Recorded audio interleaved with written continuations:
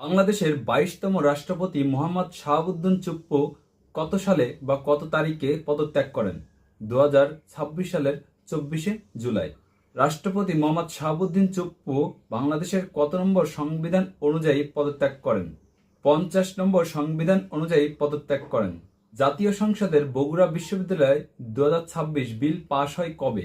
১৪ জুলাই ২০২৬।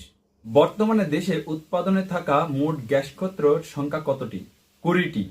জুলাই স্মৃতি জাদুঘর আনুষ্ঠানিকভাবে উদ্বোধন করা হয় কবে? ৫ আগস্ট ২০২৬। সম্প্রতি বাংলাদেশ উর্বর ডিম রপ্তানি করে কোন দেশে? উত্তর নাইজেরিয়া। জুলাই ২০২৬ পর্যন্ত লিড সনদপ্রাপ্ত পরিবেশ বান্ধব কারখানার সংখ্যা কতটি রয়েছে? ২৯০টি। বর্তমানে দেশে নিবন্ধিত জিআই পণ্য কতটি? উত্তর ৬৪টি।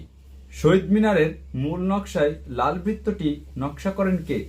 উত্তর মুস্তফা মনোয়ার।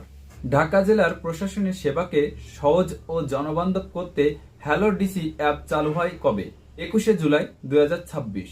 সম্প্রতি বাংলাদেশের উপর আরোপিত যুক্তরাষ্ট্রের শুল্কের হার কত?